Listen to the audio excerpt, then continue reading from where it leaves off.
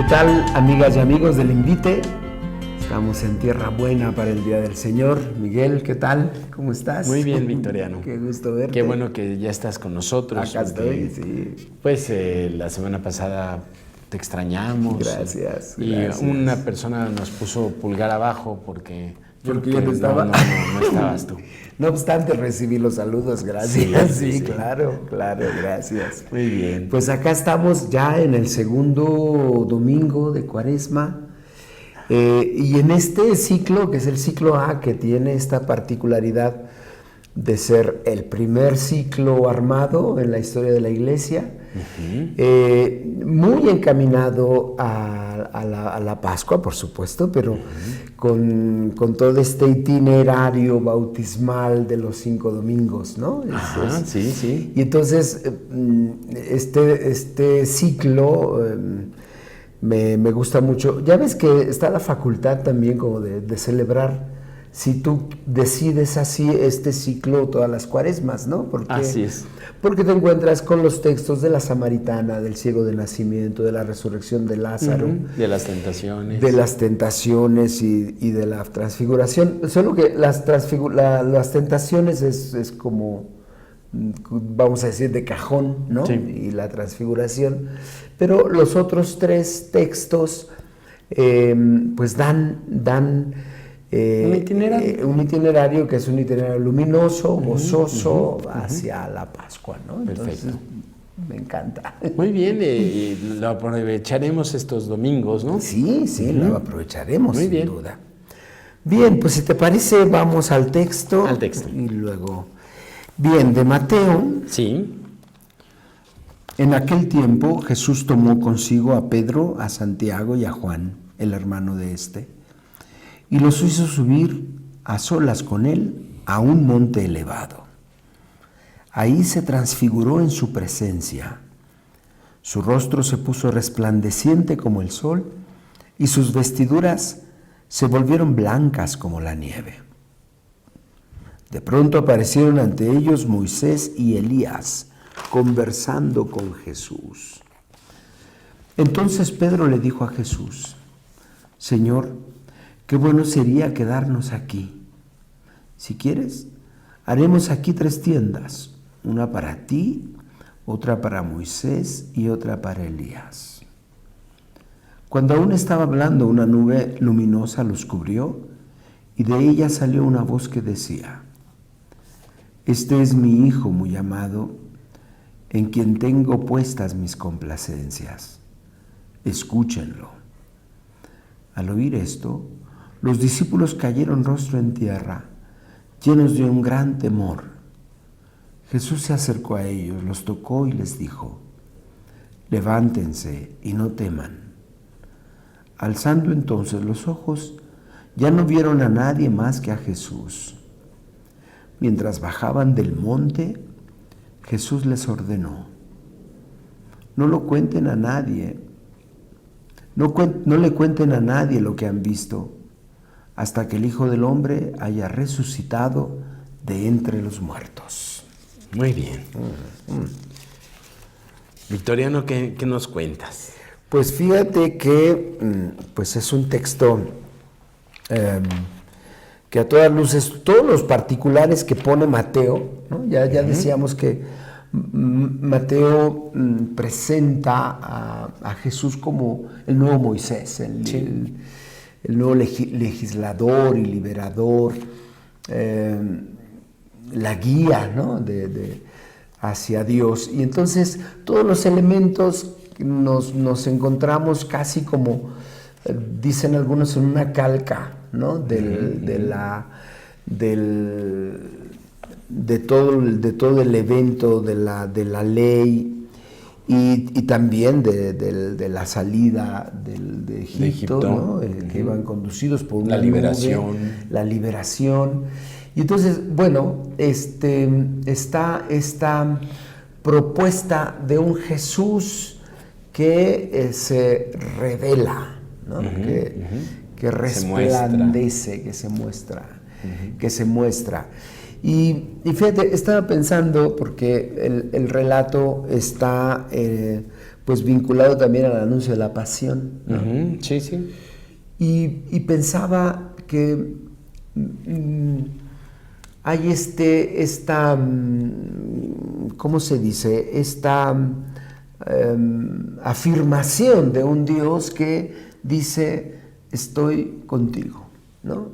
De un Dios que no abandona, que no deja a merced, ¿no? A veces ante las circunstancias nosotros podemos sentirnos así como un Dios lejano o como en medio de la oscuridad. Sí, sí. Hay como situaciones un Dios que no existe. que no existe o que no escucha o que está allá, ¿no? Encielado. Encielado. Nunca la había escuchado. Encielado, sí, totalmente. Y es que es muy, muy, muy triste, Miguel, que Jesús viene a hacer la cercanía de Dios, ¿no? La posibilidad, como dice San Juan, de tocarlo, de mirarlo, de escucharlo. Y pareciera que nosotros vamos reproduciendo una forma religiosa de un Dios lejano al que se le anteponen toda una corte de santos y de ángeles y de vírgenes, donde ¿dónde está? Ya no hay acceso. Ya no hay acceso. Entonces, esta intimidad que se puede vivir con Dios, esto me sorprende y me da mucha esperanza, porque, pues obviamente, las circunstancias de la vida, como decía hace un momento, tantas veces me ponen en tensión y decir, ¿y ahora para qué sirve esto? ¿No? ¿Y ahora hacia dónde? ¿No? Entonces, esta posibilidad, dice algún exégeta, que esto de las 3 tiendas es como la tienda del convenio, ¿no? Donde llegaba Moisés a hablar cara a cara con Dios, pero solo Moisés, ¿no? Era el único. Y entonces, ¿cómo se convierte Jesús en el espacio de encuentro con Dios? Por supuesto, nosotros ya sabemos que Jesús es Dios, ¿no? Pero un espacio que ya no está reservado allá, encielado, dices tú, sino acá, un Dios que se muestra, que se revela, y está su palabra, y te invita a escucharlo, a estar con Él, ¿no? Esta intimidad que se puede lograr en la relación con Dios, me parece a mí que nos da un sentido más auténtico a la relación con Dios, porque no es entender la cruz, porque decíamos, está en el contexto del relato del anuncio de la pasión. Entonces, particularmente en unos momentos antes del Evangelio es la reprensión de Pedro, que le dice, no digas eso. No digas esto, sí. Y pues aléjate de mí, Satanás. Aléjate de mí, Satanás, ¿no? ¿Y por qué? Porque nos cuesta trabajo, ya hemos hablado mucho de la cruz, y porque nos cuesta trabajo entender el sentido auténtico de la cruz, como un camino de amor que se dona, ¿no? Un camino de amor que se derrama, en Jesús podríamos decir hasta la última gota, pero de ninguna manera es el destino trágico, sin sentido, oscuro del hombre, sino luminoso. Sí, no es un masoquismo, sino un mecanismo de salvación, un mecanismo de alegría. Sí. La cruz, como dice el prefacio de la Transfiguración, la Transfiguración está puesta como reconocimiento de que todo esto no nos debe hacer tropezar. El prefacio dice, para evitar o disolver el escándalo de la cruz. Y entonces la Transfiguración es el resultado final del camino de la cruz. Para nosotros, para poder tener una idea clara de a dónde vamos a llegar, a la intimidad, a la esfera divina, a la comunicación con Dios. La transfiguración es un símbolo muy claro del objetivo. De vamos hacia allá, ¿no? Sí. No es la cruz en sí misma, no es la cruz como final de la historia, sino la intimidad con Dios, en donde se resumen pues, la ley y los profetas. Y los profetas, que están ahí representados por Elías representados y por Moisés. Moisés. Esa es la completud, lo que ya decías a propósito de la ley, ¿no? No he venido a abolirla, he venido a darle plenitud, y ahí se toca con mano esta plenitud. Sí. Y creo, Miguel, que esta posibilidad de mirar no solamente como una promesa, ¿no? Porque incluso al final dice, pues, hasta que yo haya resucitado, ustedes calladitos, que se ven más bonitos, ¿no? Pero creo que en realidad en nuestra vida, de todos los días, en muchos momentos, tenemos esta posibilidad de gustar esta realidad, ¿no? De una realidad que es transfigurada, de una realidad que es de resurrección, de que de ninguna manera somos víctimas, como dijéramos, de una manera perentoria del sufrimiento, del dolor, de la muerte, de la oscuridad que nos rodea. No es una doctrina de resignación. No. Tú sufre y pues... Y a lo mejor en el cielo, ¿no? Al final te van a dar por tanto sufrimiento un premio, ¿no? Sí. Y a mí me gusta mucho cuando dices que el cielo es aquí, ¿no?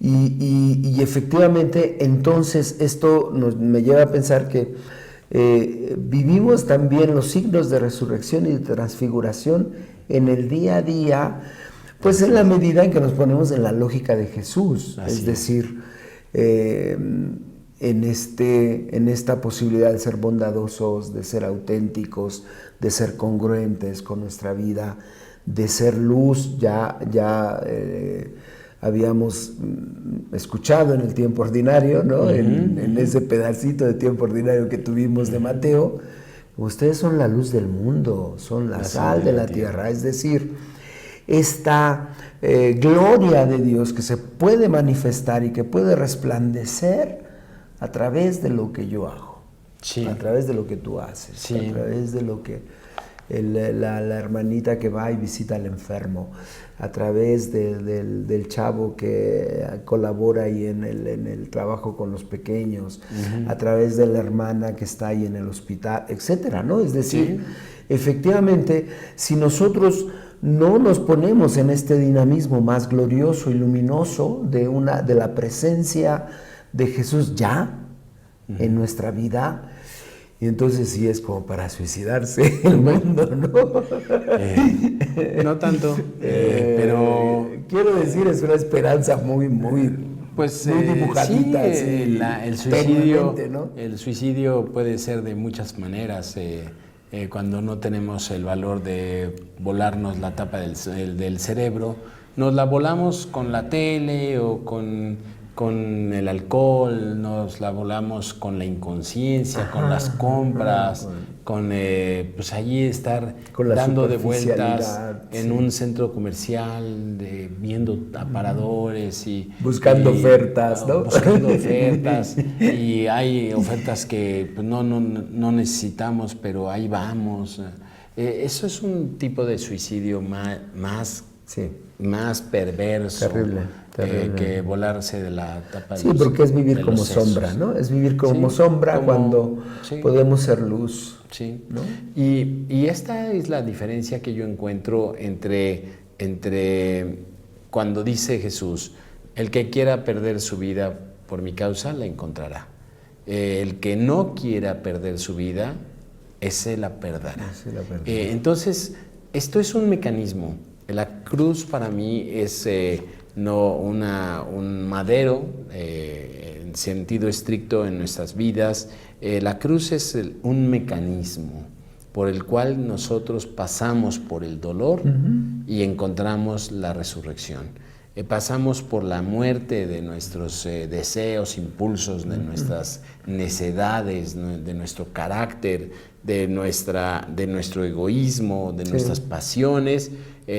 Dándole muerte a todo eso, vamos entrando en una vida de amistad con Dios, de luz, de plenitud, de amistad, ¿no? El que quiera conservar su vida, me parece que es otro mecanismo. El que quiera ser el dueño de su vida, el que quiera no dar nada. El dueño de la vida de los demás, ¿no? El dueño de la vida de los demás, Uy, someter a los demás, no procurar el bien a nadie más que a él mismo. Esto conduce al sufrimiento, no al dolor. El amor duele. El sufrimiento es algo que es producto de nuestro egoísmo, nuestro pecado, ¿no? Y Jesús nos enseña de alguna manera y nos lo traduce en el día de la manifestación de la transfiguración, nos lo traduce. Nosotros tenemos que entrar al dolor para conseguir la plenitud. El que no quiera entrarle el dolor de la generosidad, del perdón, de la fraternidad, de la donación de sí mismo, de la tolerancia, de un nuevo estilo de economía, un nuevo estilo de mirar la vida, un nuevo estilo de abrazar a los demás. Si no entras a un dolor que pues es doloroso, insisto, el amor duele, pero si no entramos al dolor, estamos pensando como Satanás.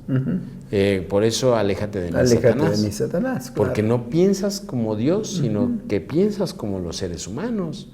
Estás pensando en clave de poder, en clave de fama, en clave de prestigio, y esto te va a hacer perder la vida. Y después del anuncio, como síntesis de todos los momentos en que los apóstoles se dieron cuenta que Jesús era Dios, porque a nosotros nos resulta complicado pensar que era hombre, pero a los discípulos les costaba mucho trabajo pensar que ese hombre que comía Dios, y sudaba y pues iba al baño y todo lo demás, era Dios. Entonces la transfiguración es como una síntesis de todos estos momentitos en los que los apóstoles se quedaron perplejos diciendo este cuate no es un cuate normal, porque no tenía pecado. No le conocieron ningún error. Nosotros a los 3 meses de vivir con alguien tomamos la medida y ya sabemos de qué decía uno de mis superiores, decía a propósito, decía, no, para considerar a alguien que alguien es santo no hay que vivir con él. No, eso. No. Es difícil vivir con los santos. Pero en el sentido estricto de lo que estoy diciendo, es que los apóstoles no le encontraron ni una incongruencia, ningún sobresalto. A todos los hombres les encontramos algo, ¿no? A este hombre no le encontraron en 3 años viviendo juntos y en situaciones a veces muy precarias, porque cuando vives en un palacio y uno está por un lado y el otro por el otro y desayunan juntos y ya luego es tu vida, desayuno en frugal con jugo, frutas, carne, huevos, así podría ser que no tuvieran ningún problema por la distracción de la abundancia. pero en la precariedad los ánimos se sobresaltan. Claro. Cuando hay un pan para 12 o 13, pues todos a apañar, no le conocieron ni un solo defecto. Sí. Y entonces sus palabras, en momentos especiales de intimidad, bueno, ha de haber sido, o es para nosotros también, una experiencia muy grata en estos momentos que pues estamos en oración y sentimos que Dios está con nosotros. Eso es la transfiguración. Y por eso la transfiguración, nosotros hacemos la experiencia cotidiana de la muerte y la resurrección, de la muerte y la transfiguración. Sí. La muerte de nuestros defectos, de nuestras pecados, limitaciones, de nuestras pasiones. Sí.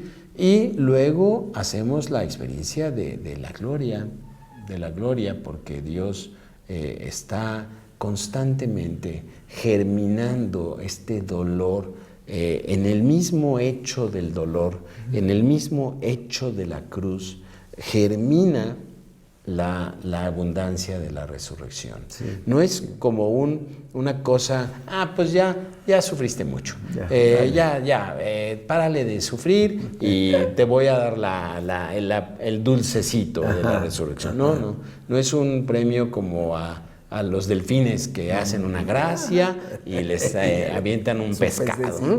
Y entonces yo creo que desde dentro de la cruz, desde dentro de la donación, surge de ese mismo hecho la gloria. Sí, es un dinamismo en el que estamos inmersos siempre. Sí.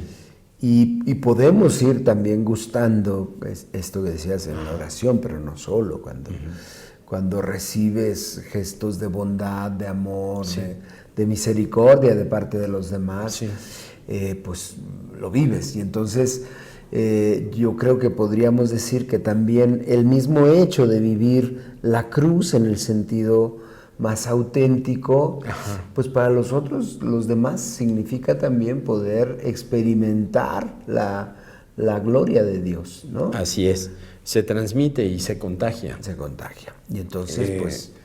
Yo creo que en todo lo que decimos es necesario experimentarlo. A mí me gusta mucho una frase de Karl Rahner que la pusimos en el portal de internet del instituto como portada. El cristiano de hoy tiene que haber experimentado algo. Tiene que ser un místico. Es el punto. O no será nada. No será nada. Y lo estamos viendo, desgraciadamente, lo estamos viviendo en nuestras parroquias, que la gente que no ha experimentado este ministerio pascual se ha ido. Sí, no se sostiene. Se ha ido. Y pues estamos a punto de un censo de la población en el que pues nos van a arrojar datos que no nos gusta escuchar. Espeluznantes, yo creo, ¿no? Sí, no nos gusta escuchar y sin embargo me parece que es necesario es la realidad. Que veamos la realidad, que veamos la realidad, porque a veces podemos caer en el engaño de tener... De los números. De los números. Éramos el 96% de la población católica. ¡Wow! ¡Qué barbaridad! Pero de nuestra realidad virtual. Sí, ¿no? No solo de los números. De nuestra ilusión virtual. De nuestra ilusión, ¿no? qué bien estamos, sí, ¿no? Sí. Como le decían al dictador aquel que preguntaba, bueno, ¿y el pueblo qué tal? Exulta, excelencia. Sí, el pueblo exulta. Ajá, ¿no? Sí. Y creo que nosotros muchas veces caemos... Estamos felices.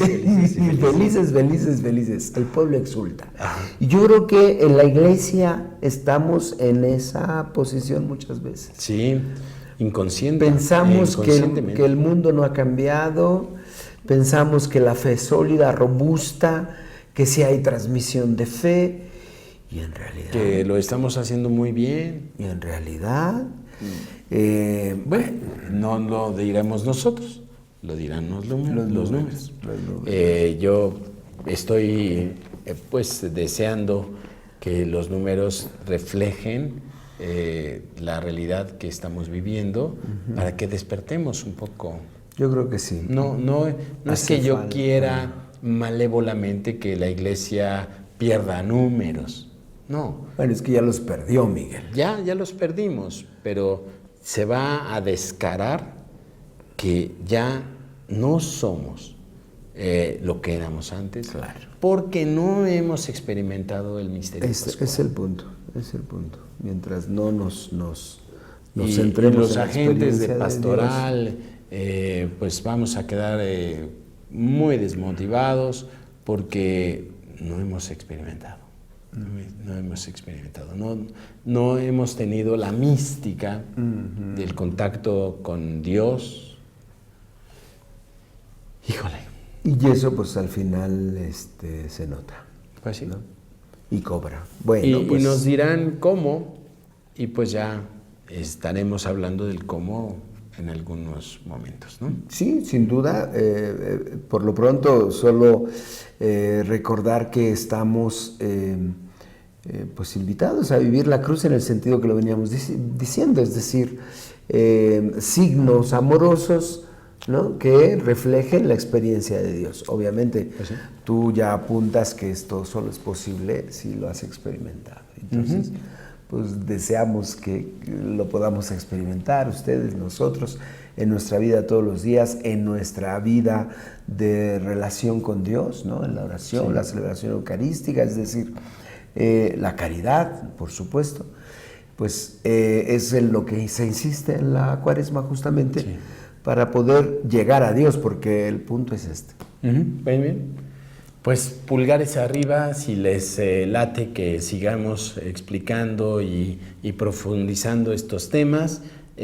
Coméntenos sus dudas, por favor. Estamos abiertos a escuchar las sugerencias y de las preguntas y los comentarios. Y pues háblenle a sus hermanos de este canal para tener más suscriptores, que el algoritmo de YouTube nos vaya presentando más hasta arriba de las búsquedas de la gente que hace.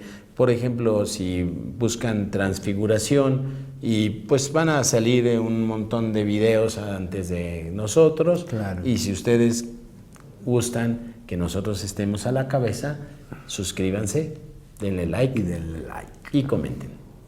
Bendiciones.